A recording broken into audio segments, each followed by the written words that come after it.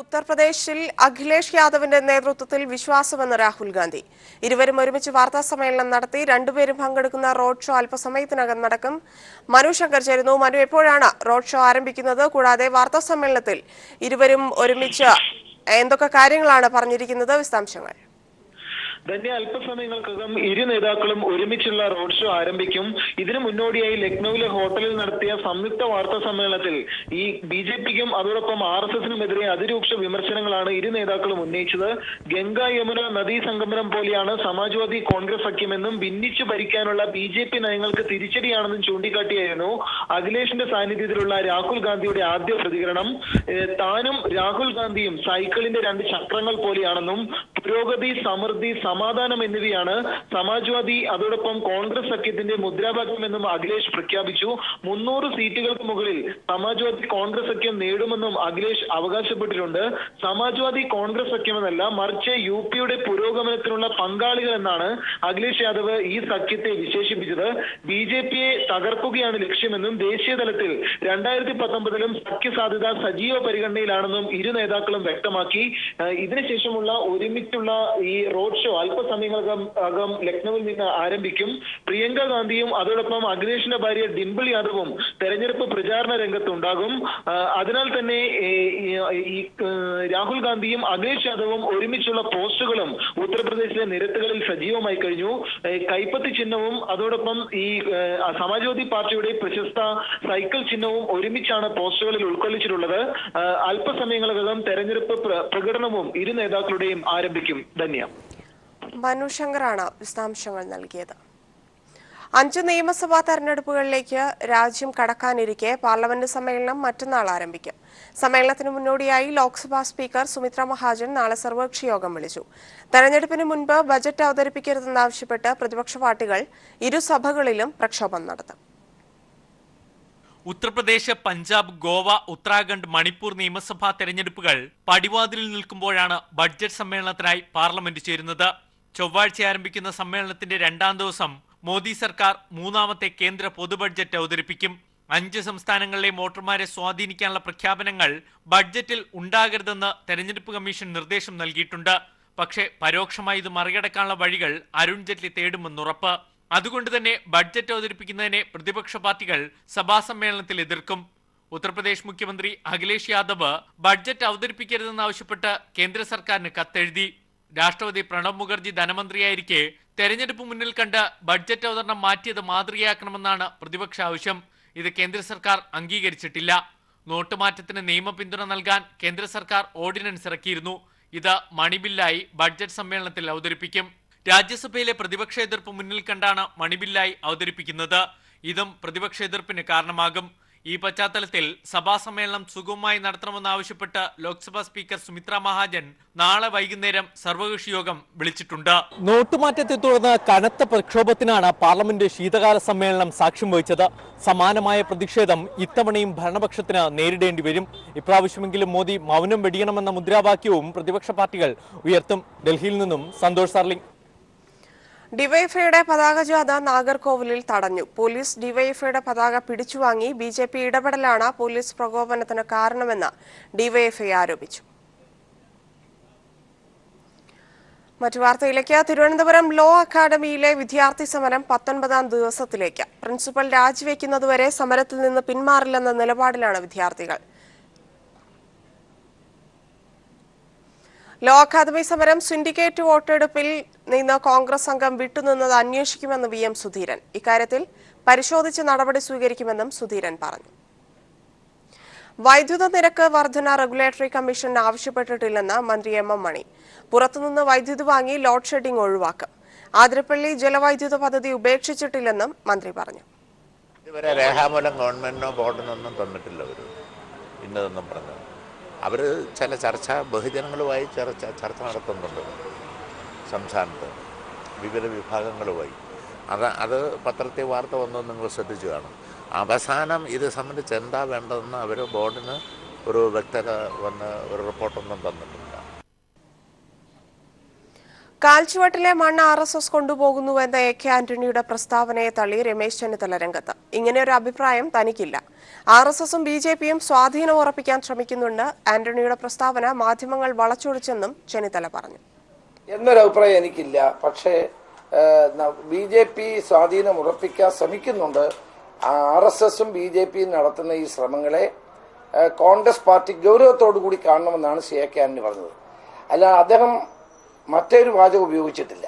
അത് ശരിയല്ല. അത് ഇന്ന് KPCC പ്രസിഡന്റ് തന്നെ നിഷേധിച്ചിട്ടുണ്ട്. അങ്ങനെ ഒരു വാചകം അദ്ദേഹം പറഞ്ഞിട്ടില്ല.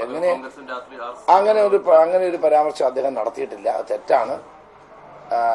ആന്റണി പറയാത്ത കാര്യങ്ങൾ ചില മാധ്യമങ്ങളിൽ വന്നത് വളരെ ദൗർഭാഗ്യകരമാണ്. ഇന്നലെ KPCC പ്രസിഡന്റ് രാത്രിയിൽ അത് തിരുത്തിക്കൊണ്ടുള്ള പ്രസ്താവന ഇറക്കിയിട്ടുണ്ട്. കർണാടക മുൻ മുഖ്യമന്ത്രിയും മുൻ കേന്ദ്രമന്ത്രിയുമായ SM കൃഷ്ണ കോൺഗ്രസിൽ നിന്ന് രാജിവെച്ചു. രാജിക്കത്ത് പാർട്ടി ദേശീയ അധ്യക്ഷ സോണിയാഗാന്ധിക്ക് അയച്ചതായി SM കൃഷ്ണ പറഞ്ഞു. പാർട്ടി തന്നെ തഴഞ്ഞത് ഏറെ വേദനിപ്പിച്ചു. രാഷ്ട്രീയ പ്രവർത്തകരെയല്ല, മാനേജർമാരെയാണ് പാർട്ടിക്ക് ആവശ്യമെന്നും SM കൃഷ്ണ ആരോപിച്ചു.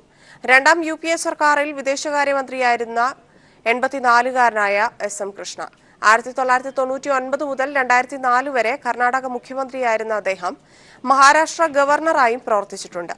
അടുത്ത കാലത്തായി കോൺഗ്രസിൽ നിന്ന് അവഗണന നേരിടുന്ന SM കൃഷ്ണ അതൃപ്തനായിരുന്നു. പാർലമെന്റ് തെരഞ്ഞെടുപ്പിന് 2 വർഷം മാത്രം ശേഷിക്കെ കൂടുതൽ ജനകീയ പദ്ധതികളുമായി ചാലക്കുടി MP ഇന്നസെന്റ്.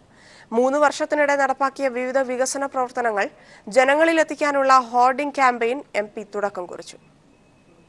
കുടിവെള്ളം, റോഡ് തുടങ്ങി അടിസ്ഥാന സൗകര്യത്തിനൊപ്പം വിവിധ മേഖലകളിൽ നടപ്പാക്കിയ മാതൃകാപരമായ വികസന പ്രവർത്തനങ്ങളുടെ ചുവടുപിടിച്ചാണ് ഇന്നസെന്റ് MP പുതിയ പദ്ധതികൾ നടപ്പാക്കുന്നത്. മണ്ഡലത്തിലെ 5 താലൂക്ക് ആശുപത്രികളിൽ മാമോഗ്രാം യൂണിറ്റുകളും ഡയാലിസിസ് യൂണിറ്റുകളും നൽകി പൊതുജനാരോഗ്യ മേഖലയിൽ സമഗ്ര പുരോഗതി ലക്ഷ്യമിടുന്ന അദ്ദേഹം കാർഷിക, ടൂറിസം മേഖലകളിലാണ് കൂടുതൽ പദ്ധതികൾ നടപ്പാക്കുന്നത്. നടപ്പാക്കിയ പദ്ധതികൾ ജനങ്ങളിലേക്ക് എത്തിക്കാനുള്ള ശ്രമത്തിലാണ് MP. അപ്പോൾ നമ്മൾ എന്തൊക്കെ ചെയ്തു, നമുക്ക് വോട്ട് ചെയ്ത സഹോദരന്മാരെ അറിയിക്കുക എന്നുള്ളത് മാത്രമാണ് നമ്മുടെ പ്രധാന കടമ. അപ്പോൾ അങ്ങനെയുള്ള കാര്യങ്ങൾ എല്ലാവർക്കും മനസ്സിലാവണമെങ്കിൽ നമ്മളത് പറയണം. അതല്ലെങ്കിൽ തന്നെ നമ്മൾ ചിലപ്പോൾ ഈ ഹോർഡിങ്സ് നമ്മൾ വെക്കുന്നുണ്ട്, റോഡിൽ ഇന്നതൊക്കെ ചെയ്തു എന്നുള്ളൂ. ഞാൻ ആദ്യം ഇതുവരെ വെച്ചിട്ടുണ്ടായിരുന്നില്ല. പക്ഷേ ഇപ്പോൾ നമുക്ക് തോന്നി സാധാരണ ജനങ്ങൾക്ക് അറിയണമെങ്കിൽ നമ്മളിതൊക്കെ ചെയ്യണം. അതിരമ്പള്ളി മുതൽ നമ്മൾ ഈ കോടനാട് വരെ ഒരു ടൂറിസ്റ്റ് സർക്യൂട്ട് നമ്മൾ ഉണ്ടാക്കുകയാണ്. അപ്പം നമുക്കിവിടെ ഒരുപാട് ടൂറിസ്റ്റുകളെ ആകർഷിക്കാനുള്ളത് പ്രകൃതി തന്നെ നമുക്ക് തന്നിട്ടുണ്ട്. ജാതിക്ക ഉൽപ്പന്നങ്ങളുടെ കയറ്റുമതി ലക്ഷ്യമിട്ടുള്ള നെറ്റ്വർക്ക് പാർക്കും PMGSY പദ്ധതിയിൽ നിന്ന് നേടിയെടുത്ത പണം ഉപയോഗിച്ചുള്ള പാലവും ഇന്നസെന്റ് MP മണ്ഡലത്തിൽ വൈകാതെ തന്നെ യാഥാർത്ഥ്യമാക്കും. News bureau, Kochi. Thiruvananthapuram law academy director Narayanan Nair AKG സെന്ററിൽ CPIM നേതാക്കളുമായി ചർച്ച നടത്തുന്നു. വിവരങ്ങളുമായി KG ദിനകർ ചേരുന്നു. ദിനകർ, എന്തായിരിക്കാം ചർച്ചയ്ക്കുള്ള കാരണം, വിശദാംശങ്ങൾ? ലോ അക്കാദമി വിഷയം ചർച്ച ചെയ്യുന്നതിന് വേണ്ടിയാണ് ലോ അക്കാദമി ഡയറക്ടർ നാരായണൻ നായരോടും അതോടൊപ്പം തന്നെ അദ്ദേഹത്തിൻ്റെ അനുജൻ കോലിക്കോട് കൃഷ്ണൻ നായർ മുൻ MLA ഒപ്പം നാരായണൻ നായരുടെ മകൻ എത്തി സംസാരിച്ചത്. CPM സംസ്ഥാന സെക്രട്ടറി കോടിയേരി ബാലകൃഷ്ണനുമായി മൂവരും കൂടിക്കാഴ്ച നടത്തി. ലോ അക്കാദമി വിഷയം കത്തി നിൽക്കുന്ന പശ്ചാത്തലത്തിലാണ് പാർട്ടിയുമായി കൂടിയാലോചന അല്ലെങ്കിൽ ഒരു ചർച്ച നടത്തിയിരിക്കുന്നത്. ചർച്ച ഇപ്പോൾ പൂർത്തിയായി കഴിഞ്ഞിരിക്കുന്നു. ഇതിനുശേഷം ലോ അക്കാദമി ഡയറക്ടർ ബോർഡ് യോഗം ചേരുമെന്നാണ് നമുക്ക് മനസ്സിലാക്കാൻ കഴിയുന്നത്. ഇതുമായി ബന്ധപ്പെട്ടുകൊണ്ട് ഏതെങ്കിലും തരത്തിലുള്ള ഒരു നിർദ്ദേശം പാർട്ടി നൽകിയിട്ടുണ്ടോ എന്നുള്ളത് സംബന്ധിച്ച് നമുക്ക് വ്യക്തതയില്ല. എങ്കിൽ പോലും ഇക്കാര്യത്തിൽ വിശദമായി ചർച്ച നടത്തി CPM സംസ്ഥാന സെക്രട്ടറി കോടിയേരി ബാലകൃഷ്ണനുമായി ഇക്കാര്യം ചർച്ച നടത്തി എന്നാണ് നമുക്ക് ലഭിക്കുന്ന വ്യക്തമായ സൂചന. കഴിഞ്ഞ ദിവസം കോടിയേരി ബാലകൃഷ്ണൻ ലോ അക്കാദമി സമരം നടത്തുന്ന വിദ്യാർത്ഥികളെ സന്ദർശിക്കുകയും സമരം എത്രയും വേഗം ഒത്തുതീർപ്പാക്കണം എന്നുള്ള ഒരു നിർദ്ദേശവും മുന്നോട്ട് വച്ചിരുന്നു. ഇതിൻ്റെ അടിസ്ഥാനത്തിൽ കൂടിയാണ് ഇപ്പോൾ ലോ അക്കാദമിയുടെ ഡയറക്ടർ കൂടിയായിട്ടുള്ള നാരായണൻ നായർ പാർട്ടി ഓഫീസിൽ എത്തിയത്. AKG സെന്ററിലേക്ക് അദ്ദേഹത്തെ വിളിപ്പിക്കുകയായിരുന്നു എന്നാണ് നമുക്ക് മനസ്സിലാക്കാൻ കഴിയുന്നത്. എന്തായാലും ലോ അക്കാദമിയിൽ അല്പസമയത്തിനകം ഡയറക്ടർ ബോർഡ് യോഗം ചേർന്നുകൊണ്ട് ഇതുമായി ബന്ധപ്പെട്ട് ചർച്ച, സമരം ഒത്തുതീർപ്പാക്കുന്നതുമായി ബന്ധപ്പെട്ടുള്ള ചർച്ച നടക്കും എന്നാണ് നമുക്ക് മനസ്സിലാക്കാൻ കഴിയുന്നത്. ഡയറക്ടർ ബോർഡ് യോഗത്തിൽ ഇത് സംബന്ധിച്ചുള്ള ഒരു തീരുമാനം കൈക്കൊള്ളും എന്നും അറിയുന്നു. വിദ്യാർത്ഥികളുടെ സമരം 19-ാം ദിവസവും തുടരുകയാണ്. പ്രിൻസിപ്പൽ ലക്ഷ്മി നായരെ മാറ്റണമെന്നുള്ള ആവശ്യത്തിൽ വിദ്യാർത്ഥികൾ ഉറച്ചു നിൽക്കുകയാണ്. കഴിഞ്ഞ ദിവസം സിൻഡിക്കേറ്റ് യോഗം ചേർന്നുകൊണ്ട് ലക്ഷ്മി നായരെ 5 വർഷത്തേക്ക് പരീക്ഷാ ചുമതലകളിൽ നിന്നും ഡീബാർ ചെയ്തിരുന്നു. അതോടൊപ്പം തന്നെ വിദ്യാർത്ഥികളുടെ പരാതിയുടെ അടിസ്ഥാനത്തിൽ പല നിർദ്ദേശങ്ങളും സിൻഡിക്കേറ്റ് മുന്നോട്ട് വയ്ക്കുകയും ചെയ്തിട്ടുണ്ട്. എന്നിരുന്നാൽ പോലും വിദ്യാർത്ഥികൾ സമരം അവസാനിപ്പിക്കാൻ തയ്യാറാകാത്ത സാഹചര്യത്തിൽ സമരം ശക്തമായി തുടരുന്ന പശ്ചാത്തലത്തിലാണ് ഇന്ന് ഇപ്പോൾ ചർച്ച AKG സെൻറ്ററിൽ നടക്കുകയും ഇതേ തുടർന്ന് ഡയറക്ടർ ബോർഡ് ചേരാൻ തീരുമാനിക്കുകയും ചെയ്തിരിക്കുന്നത് എന്നുള്ളതാണ് നമുക്ക് ഇപ്പോൾ മനസ്സിലാക്കാൻ കഴിയുന്നത്. ഈ ഡയറക്ടർ ബോർഡ് യോഗത്തിലായിരിക്കും ഇത് സംബന്ധിച്ചുള്ള അന്തിമ തീരുമാനം. സമരവുമായി ബന്ധപ്പെട്ട് അല്ലെങ്കിൽ സമരം എങ്ങനെ അവസാനിപ്പിക്കാൻ കഴിയും, അല്ലെങ്കിൽ ഏത് തരത്തിലുള്ള ഒത്തുതീർപ്പ് ഫോർമുല കണ്ടെത്താൻ കഴിയും എന്നത് സംബന്ധിച്ചുള്ള ഒരു നിർദ്ദേശം അല്ലെങ്കിൽ സമവായം ഉണ്ടാവുക എന്നാണ് നമുക്ക് മനസ്സിലാക്കാൻ കഴിയുന്നത്. ഡയറക്ടർ ബോർഡ് യോഗത്തിൽ ഇത് സംബന്ധിച്ച് ഒരു പക്ഷേ അന്തിമ തീരുമാനം ഉണ്ടാകാനുള്ള സാധ്യത വളരെ ഏറെയാണ്. പ്രത്യേകിച്ച് സമരം ഇനിയും തുടർന്നുകൊണ്ട് പോകാൻ അല്ലെങ്കിൽ സമരം വിദ്യാർത്ഥികൾ ശക്തമായി സമരരംഗത്ത് തുടരുന്നതുകൊണ്ട് തന്നെ ഇതിനൊരു തീരുമാനം ഉണ്ടാക്കാതെ മുന്നോട്ട് പോകാൻ കഴിയുകയില്ല എന്നുള്ള ഒരു സാഹചര്യം കൂടി നിലനിൽക്കുന്നുണ്ട്.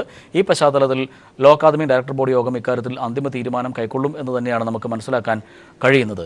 ഒരുപക്ഷെ കഴിഞ്ഞ ദിവസം കോടിയേരി ബാലകൃഷ്ണൻ ലോ അക്കാദമിയിൽ എത്തുകയും സമരത്തിൽ പങ്കെടുക്കുന്ന വിദ്യാർത്ഥികളോട് പിന്തുണ പ്രഖ്യാപിക്കുകയും ചെയ്ത സാഹചര്യത്തിൽ തന്നെയായിരിക്കാം ഇപ്പോൾ നാരായണൻ നായർ AKG സെന്ററിലെത്തി കോടിയേരി അടക്കമുള്ള ആളുകളുമായി ചർച്ച നടത്തുന്നത്. ഒരുപക്ഷെ CPIM-ന്റെ ഭാഗത്തു നിന്ന് അത്തരത്തിലൊരു ഒത്തുതീർക്കലിന് തയ്യാറല്ല എന്നുണ്ടെങ്കിൽ സമരം മുമ്പോട്ട് പോകട്ടെ എന്നായിരിക്കും പറയുകയെങ്കിൽ എന്തായിരിക്കും വിദ്യാർത്ഥികളുടെ ഒരു മുമ്പോട്ടുള്ള, ഇല്ലെങ്കിൽ കോളേജ് ഇപ്പോൾ അടച്ചിട്ടിരിക്കുന്ന സ്ഥിതിയിൽ തന്നെയാണ്, എന്തായിരിക്കും ആ ഒരു സാഹചര്യം? ധന്യ, ഇക്കാര്യത്തിൽ സ്വാഭാവികമായും കൂടിക്കാഴ്ചയിൽ ലോ അക്കാദമിയിലെ സമരം ഉയർന്നു വന്നിട്ടുണ്ട്. ഈ വിഷയം തന്നെയാണ് ചർച്ച ചെയ്തത്. AKG സെൻറ്ററിലേക്ക് ഇവരെ വിളിപ്പിക്കുകയായിരുന്നു. ഡയറക്ടർ കൂടിയായിട്ടുള്ള നാരായണൻ നായരെ വിളിപ്പിക്കുകയായിരുന്നു. ഇക്കാര്യത്തിൽ സ്വാഭാവികമായും ഉയർന്നു വന്നിട്ടുള്ള വിഷയങ്ങളൊക്കെയും ചർച്ചാ വിഷയമായിട്ടുണ്ട്. ഏകദേശം 40 മിനിറ്റോളം ചർച്ച ചെയ്തിട്ടുണ്ട്. CPM സംസ്ഥാന സെക്രട്ടറി കോടിയേരി ബാലകൃഷ്ണനുമായി ചർച്ച നടന്നിട്ടുണ്ട്. ഇക്കാര്യത്തിൽ പാർട്ടിയുടെ ഒരു നിലപാട് നാരായണൻ നായരെ അറിയിച്ചിട്ടുണ്ട് എന്നുമാണ് നമുക്ക് മനസ്സിലാക്കാൻ കഴിയുന്നത്. ഇതിനുശേഷം ഇപ്പോൾ അവർ അവിടെ നിന്നും മടങ്ങിയിരിക്കുന്നു. ഡയറക്ടർ ബോർഡ് യോഗം ഇന്ന് ചേരും എന്നാണ് നമുക്ക് ലഭിക്കുന്ന വ്യക്തമായ സൂചനകൾ.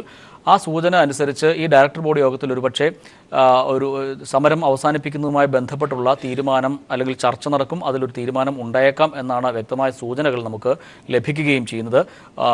ധന്യ, ഒരു പക്ഷേ കോടിയേരിയുമായുള്ള കൂടിക്കാഴ്ചയ്ക്ക് ശേഷം ഇപ്പോൾ തന്നെ അത്തരത്തിലൊരു ഡയറക്ടർ ബോർഡ് തീരുമാനമെടുക്കാൻ സാധ്യതയുണ്ട് എങ്കിൽ കൂടി ലക്ഷ്മി നായരെ ഡീബാർ ചെയ്തത് അത് പ്രാബല്യത്തിൽ വരുത്തുമോ, ഇല്ലെങ്കിൽ വീണ്ടും പരീക്ഷകളുടെ മേലിൽ ലക്ഷ്മി നായർക്ക്, ഇല്ലെങ്കിൽ ഈ ഡീബാർ ചെയ്തിരിക്കുന്നത് ക്യാൻസൽ ചെയ്യാനുള്ള എന്തെങ്കിലും സാധ്യതകളുണ്ടോ?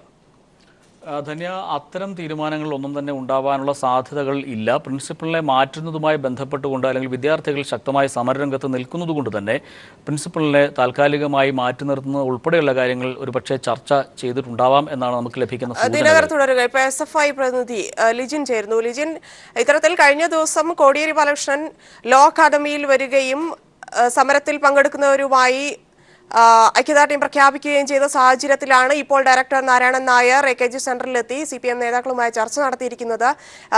താങ്കൾക്ക് എന്താണ് തോന്നുന്നത്? ഇവിടെ ഞങ്ങളുടെ മുദ്രാവാക്യം ലക്ഷ്മി നായർ എന്ന് പറഞ്ഞ പ്രിൻസിപ്പാളിനെ മാറ്റുക എന്നുള്ളതാണ്. ഇവിടുത്തെ വിദ്യാർത്ഥികളുടെ നിലപാടുകൾ അവസാനിപ്പിക്കുന്ന മുദ്രാവാക്യം വെച്ചുകൊണ്ടാണ് ഏറ്റവും ശക്തമായ സമരമായി SFI മുന്നോട്ട് പോകുന്നത്.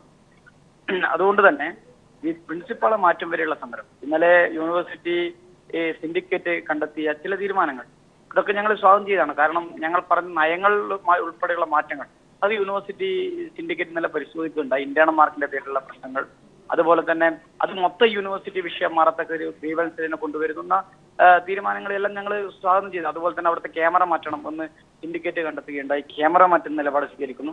ഇതെല്ലാം ഞങ്ങൾ സ്വാഗതം ചെയ്യുന്നു. പക്ഷെ അത് പറഞ്ഞപ്പോൾ ഞങ്ങൾ പറഞ്ഞു വെച്ചതാണ്, ഞങ്ങളുടെ മുദ്രാവാക്യത്തിലെ ഏറ്റവും പ്രധാനപ്പെട്ടത് പ്രിൻസിപ്പാളെ മാറ്റുക എന്നുള്ളതാണ്. ആ സമരത്തിന്റെ മുദ്രാവാക്യം അത് തന്നെയാണ്. അതുകൊണ്ട് പ്രിൻസിപ്പാളെ മാറ്റം വരെയുള്ള സമരവുമായി ഏറ്റവും ശക്തമായി പോകാൻ തന്നെയാണ് SFI നിലവിൽ തീരുമാനിച്ചിരിക്കുന്നത്.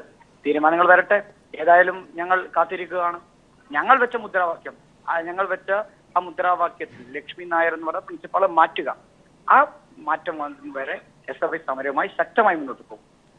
ഒരു പക്ഷേ CPIM-മായുള്ള കൂടിക്കാഴ്ചയിൽ ഇത്തരത്തിൽ SFI-യോട് ഇല്ലെങ്കിൽ ഏതെങ്കിലും രീതിയിൽ രാഷ്ട്രീയ പാർട്ടികളുമായി എല്ലാവരുമായും ഒരു പക്ഷേ നാരായണൻ നായർ ചർച്ച നടത്തിയേക്കാം. അങ്ങനെയാണ് ചർച്ച നടത്തിയതിൽ വിജയം കണ്ടു, നാരായണൻ നായർ വിജയം കണ്ടു. ഇപ്പോൾ അവർ ഡയറക്ടർ ബോർഡ് മീറ്റിംഗ് കൂടി ചേരാനിരിക്കുകയാണ്. അത്തരത്തിൽ വിജയം കണ്ടു. കോളേജ് വീണ്ടും റീസ്റ്റാർട്ട് ചെയ്യണം എന്നുള്ള ആവശ്യങ്ങൾ ഉന്നയിച്ച് നടത്തിയിരിക്കുന്ന ചർച്ചയാണെങ്കിൽ പാർട്ടി ആവശ്യപ്പെടുകയാണ് സമരം നിർത്തി ക്ലാസ്സിലേക്ക് പോകണം എന്നുള്ള രീതിയിൽ പാർട്ടി ആവശ്യപ്പെടുകയാണെങ്കിൽ എന്തായിരിക്കും SFI-യുടെ നിലപാട്? അതിനെക്കുറിച്ച് അറിയില്ല. അതിന്റെ കാര്യങ്ങൾ ആ ചർച്ചയെ കുറിച്ചും എനിക്കറിയില്ല. SFI-യോട് അങ്ങനെ ഒരു ചർച്ച നടത്തിയിട്ടുമില്ല. അതുകൊണ്ട് തന്നെ ഞങ്ങളുടെ ആവശ്യം ഇത്ര മാത്രമാണ്. ഞങ്ങളുടെ ആവശ്യം പ്രിൻസിപ്പാളിനെ മാറ്റുക എന്നുള്ളതാണ്. ആ പ്രിൻസിപ്പാളിന്റെ മാറ്റം വരെ ഏറ്റവും ശക്തമായ സമരം മുന്നോട്ട് പോകും.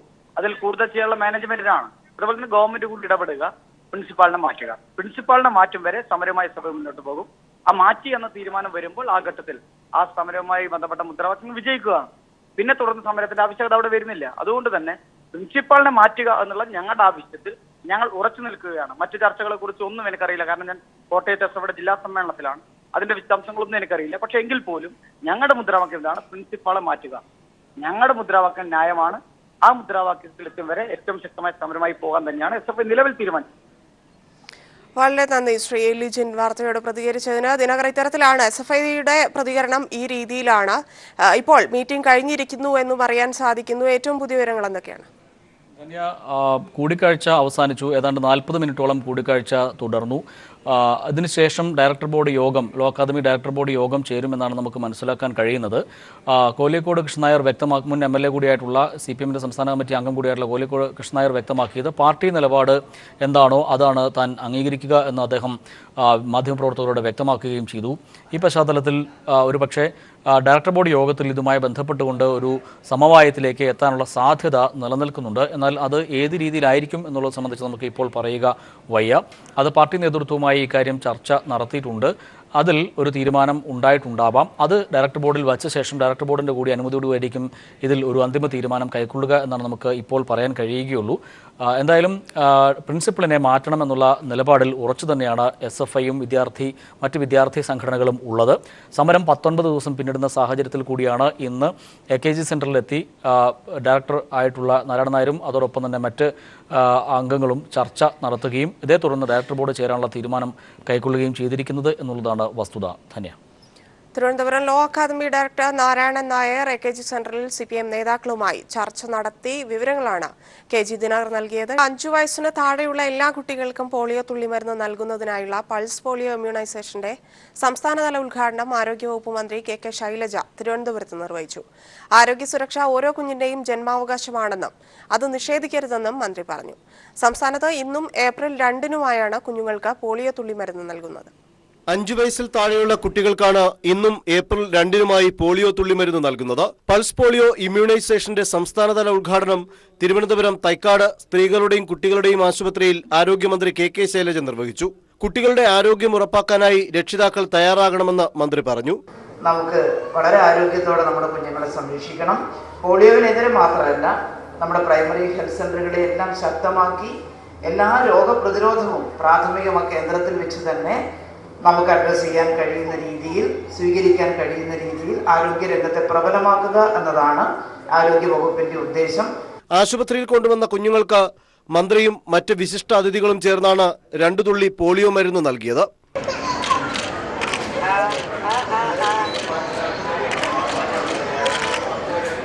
VS ശിവകുമാർ MLA അധ്യക്ഷത വഹിച്ച ചടങ്ങിൽ ആരോഗ്യവകുപ്പ് ഡയറക്ടർ ഡോക്ടർ രമേശ്, ജില്ലാ പഞ്ചായത്ത് പ്രസിഡന്റ് മുരളി തുടങ്ങിയവരും സംബന്ധിച്ചു.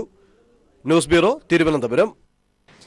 പരീക്ഷ വൈകിയതിനെതിരെ നവമാധ്യമങ്ങളിലൂടെ പ്രതികരിച്ച വിദ്യാർത്ഥിയെ കോളേജിൽ നിന്ന് പുറത്താക്കി. കോട്ടയം കാഞ്ഞിരപ്പള്ളി അമൽജ്യോതി എഞ്ചിനീയറിംഗ് കോളേജിലെ മാത്യു ഏലിയാസിനെയാണ് അകാരണമായി മാനേജ്മെന്റ് പിരിച്ചുവിട്ടത്.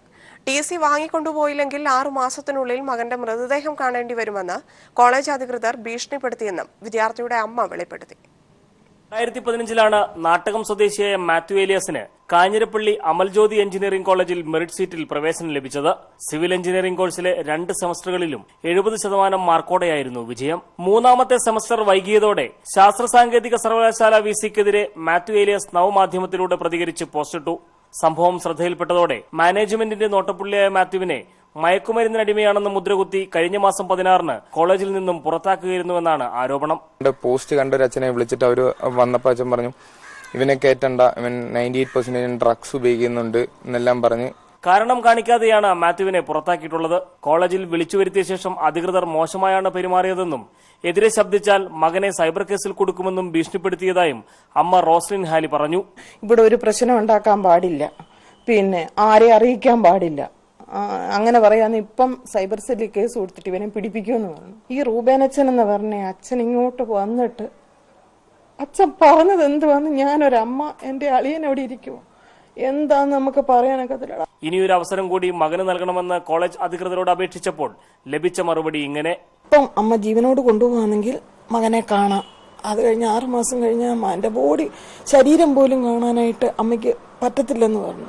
അതേസമയം ഇങ്ങനൊരു സംഭവത്തെക്കുറിച്ച് ഓർമ്മയില്ലെന്നാണ് TCയിൽ ഒപ്പിട്ട കോളേജ് പ്രിൻസിപ്പലും അധികൃതരും ഫോണിൽ പ്രതികരിച്ചത്. TP Prashanth, news bureau, Kottayam. Donald ട്രംപിന്റെ കുടിയേറ്റ വിരുദ്ധ ഉത്തരവ് കോടതി ഭാഗികമായി സ്റ്റേ ചെയ്തു. സാധുവായ വിസയുമായി അമേരിക്കയിലെത്തിയവരെയും തടഞ്ഞു തിരിച്ചയക്കുന്ന നടപടിയാണ് ബ്രൂക്ലിൻ ഫെഡറൽ ജഡ്ജി അടിയന്തരമായി സ്റ്റേ ചെയ്തത്. വിദ്യാർത്ഥികളായി അംഗീകരിച്ചവർക്കും സാധുവായ വിസയുള്ളവർക്കുമാണ് ഉത്തരവിന്റെ ആനുകൂല്യം ലഭിക്കുക. വെള്ളിയാഴ്ച ട്രംപിന്റെ ഉത്തരവ് വന്നയുടൻ വിമാനത്താവളത്തിൽ തടയുകയും പ്രവേശനം നിഷേധിക്കുകയും ചെയ്തവർക്കാണ് അമേരിക്കയിൽ തുടരാൻ സാധിക്കുക. വിമാനത്താവളത്തിൽ തടഞ്ഞുവെച്ച 200ഓളം പേർക്ക് കോടതി ഉത്തരവിന്റെ പ്രയോജനം കിട്ടുമെന്നാണ് അമേരിക്കൻ സിവിൽ ലിബർട്ടീസ് യൂണിയൻ പറയുന്നത്. വർഷങ്ങളായി അമേരിക്കയിൽ സ്ഥിരതാമസമാക്കിയ അന്യനാട്ടുകാരെ പോലും ഉത്തരവ് വന്നതിന് പിന്നാലെ വിമാനത്താവളങ്ങളിൽ തടഞ്ഞിരുന്നു. സാധുവായ വിസയുണ്ടായിട്ടും തങ്ങളെ തടഞ്ഞു ചോദ്യം ചെയ്തതിനെതിരെ വിമാനത്താവളങ്ങളിൽ വൻ പ്രതിഷേധവുമുണ്ടായി. അതേസമയം സിറിയയടക്കമുള്ള 7 രാജ്യങ്ങളിലെ അഭയാർത്ഥികൾ US-ൽ പ്രവേശിക്കുന്നതിന് വിലക്ക് ഏർപ്പെടുത്തിയ നടപടി പ്രാബല്യത്തിൽ വന്നുകഴിഞ്ഞു. ഇനിയൊരു അറിയിപ്പുണ്ടാകും വരെ സിറിയൻ അഭയാർത്ഥികളെ അമേരിക്കയിൽ പ്രവേശിപ്പിക്കില്ല. Iraq, Iran, Libya, Somalia, Sudan, Yemen എന്നീ രാജ്യങ്ങളിൽ നിന്നുള്ളവർക്ക് വിസ നൽകുന്നതും നിർത്തിവെച്ചു. International desk, people TV. പല സ്വാശ്രയ മാനേജ്മെന്റുകളും തെറ്റായ നിലയിലാണ് നീങ്ങുന്നതെന്ന് മുഖ്യമന്ത്രി പി. കുഞ്ഞിരാമൻ നായരുടെ കവിത ചൊല്ലി സ്വാശ്രയ മേഖലയിലെ പ്രശ്നം മുഖ്യമന്ത്രി വിവരിച്ചു. കൊല്ലം TKM കോളേജിന്റെ സുവർണ ജൂബിലി ആഘോഷത്തിന്റെ സമാപന സമ്മേളനം ഉദ്ഘാടനം ചെയ്യുകയായിരുന്നു അദ്ദേഹം. സ്വാശ്രയ വിദ്യാഭ്യാസ മേഖലയിലെ വിദ്യാഭ്യാസ കച്ചവടത്തെ പി. കുഞ്ഞിരാമൻ നായരുടെ കവിത കൊണ്ട് നേരിട്ടാണ് മുഖ്യമന്ത്രി വിവരിച്ചു തുടങ്ങിയത്. നമ്മുടെ മഹാകവി പി. കുഞ്ഞിരാമൻ നായർ തന്റെ കവിതയിലൂടെ ഒരു പാട്ടുപാടി. വൻപിച്ച വില മേടിച്ച് അടിസ്ഥാനം വിൽക്കും കമ്പുള്ള സ്ഥലമല്ലോ നമുക്ക് പള്ളിക്കൂടം. സ്വാശ്രയ വിദ്യാഭ്യാസ മേഖലയിൽ തസ്തികകളിൽ ലേലംവിളിയാണ് ഇപ്പോൾ നടക്കുന്നത്. ഇന്നത്തെ കാലത്ത് അനധ്യാപക നിയമനത്തിന് കേരളത്തിലെ മിക്കവാറും സ്ഥാപനങ്ങളിൽ ഏറെക്കുറെ ലേലംവിളി നടത്തുകയാണ്. ആരാണോ കൂടുതൽ കാശ് കൊടുക്കുന്നത് അവർക്ക് കൊടുക്കുക എന്നുള്ള ഒരു നില പലരും സ്വീകരിക്കുന്നു. മാനേജ്മെന്റുകളുടെ പണത്തിന് പിറകെയുള്ള പോക്ക് വിദ്യാഭ്യാസ മേഖലയെ തകർക്കുകയാണെന്നും മുഖ്യമന്ത്രി പറഞ്ഞു. ഒരു പഴഞ്ചൊല്ലും പറഞ്ഞുകൊണ്ട് മുഖ്യമന്ത്രി അവസാനിപ്പിച്ചു. ഒരു ചൈനീസ് പഴഞ്ചൊല്ലുണ്ട്, വിദ്യാഭ്യാസമാണ് ജീവിതം, സ്കൂളാണ് സമുദായം എന്നാണ്. നിയമനങ്ങൾക്ക് കോഴ വാങ്ങാത്ത TKM മാനേജ്മെന്റ് ഉൾപ്പെടെയുള്ള സ്ഥാപനങ്ങളെ മുഖ്യമന്ത്രി അഭിനന്ദിച്ചു. ന്യൂസ് ബ്യൂറോ, കൊല്ലം. കുടുംബശ്രീ അയൽക്കൂട്ടത്തിൽ പങ്കെടുത്ത മുഖ്യമന്ത്രി ചരിത്രം കുറിച്ചു. കുടുംബശ്രീ രൂപീകരിച്ച് 18 വർഷത്തിനിടെ ആദ്യമായാണ് ഒരു മുഖ്യമന്ത്രി അയൽക്കൂട്ടത്തിൽ പങ്കെടുക്കുന്നത്. കുലശേഖരപുരം പഞ്ചായത്തിലെ ഭാഗ്യം, കൈരളി അയൽക്കൂട്ടങ്ങളുടെ പ്രത്യേക യോഗം ഉദ്ഘാടനം ചെയ്താണ് മുഖ്യമന്ത്രി വീട്ടമ്മമാർക്കും സാധാരണ കുടുംബങ്ങൾക്കൊപ്പമാണ് ഇടതു സർക്കാരെന്ന് പ്രഖ്യാപിച്ചത്. വീടില്ലാത്തവർക്ക് വീട്, കൃഷി, സ്വയം തൊഴിൽ, ചെറുകിട വ്യവസായ സംരംഭങ്ങൾ തുടങ്ങിയവ അയൽക്കൂട്ടങ്ങളിലൂടെ ഉറപ്പാക്കി സ്ത്രീ സമൂഹത്തെ കൂടുതൽ ശക്തിപ്പെടുത്തുകയാണ് സർക്കാർ ലക്ഷ്യമെന്നും മുഖ്യമന്ത്രി പറഞ്ഞു. കുടുംബശ്രീയിലേക്ക് ഭിന്നശേഷിയുള്ളവരെയും അവരുടെ മാതാപിതാക്കളെയും പരമാവധി അയൽക്കൂട്ടങ്ങളിൽ അംഗങ്ങളാക്കാൻ ശ്രമിക്കേണ്ടതായിട്ടുണ്ട്. വയോജന അയൽക്കൂട്ടങ്ങൾ രൂപീകരിക്കാൻ കഴിയും. അയൽക്കൂട്ടങ്ങളിലെ പരമാവധി ന്യൂനപക്ഷ വിഭാഗങ്ങളിൽപ്പെട്ടവരെയും അംഗങ്ങളാക്കണം. ഭവനമില്ലാത്തവരുടെ പേരുവിവരം അയൽക്കൂട്ടങ്ങളിൽ ചർച്ച ചെയ്ത് അർഹരായ എല്ലാവരും ഉൾപ്പെടുന്നുവെന്ന് ഉറപ്പുവരുത്തണം. ഹരിത കേരളം, ആർദ്രം പൊതുവിദ്യാഭ്യാസ യജ്ഞം തുടങ്ങി നവകേരളം സൃഷ്ടിക്കാനുള്ള സർക്കാർ ഇടപെടലുകളിൽ പങ്കാളികളാകണം. മതനിരപേക്ഷത, പൊതു ആസ്തികളുടെ സംരക്ഷണം, പരിസ്ഥിതി സംരക്ഷണം തുടങ്ങിയ മേഖലകളിലും ക്രിയാത്മകമായി കുടുംബശ്രീ ഇടപെടണമെന്നും മുഖ്യമന്ത്രി നിർദ്ദേശിച്ചു. അയൽക്കൂട്ട അംഗസംഖ്യ 50 ലക്ഷമാക്കി ഉയർത്തുകയാണ് സർക്കാർ ലക്ഷ്യം. ഭിന്നശേഷിയുള്ളവർ, വയോജനങ്ങൾ, ന്യൂനപക്ഷങ്ങൾ തുടങ്ങിയ വിഭാഗങ്ങളെ കൂടുതലായി അയൽക്കൂട്ടങ്ങളിൽ എത്തിക്കണം. ട്രാൻസ്ജെൻഡർ വിഭാഗങ്ങളുടെ ഇടയിൽ അയൽക്കൂട്ടങ്ങൾ പുതുതായി ആരംഭിക്കണം. സർക്കാർ 200 കോടി രൂപയാണ് ഈ സാമ്പത്തിക വർഷം കുടുംബശ്രീക്കായി മാറ്റിവെച്ചത്. ഈ തുക വരും വർഷം വർദ്ധിപ്പിക്കാനാണ് സർക്കാർ ആലോചിക്കുന്നതെന്നും മുഖ്യമന്ത്രി അറിയിച്ചു. കൈരളി അയൽക്കൂട്ടം പ്രസിഡന്റ് N. രമ ചടങ്ങിൽ അധ്യക്ഷയായി. R. Ramachandran MLA, Kudumbashree executive director S. Harikishore, ഗ്രാമപഞ്ചായത്ത് പ്രസിഡന്റ് ശ്രീലേഖ കൃഷ്ണകുമാർ, അനി ഉദയൻ, ശൈലാമണി തുടങ്ങിയവർ പങ്കെടുത്തു. ന്യൂസ് ബ്യൂറോ, കൊല്ലം.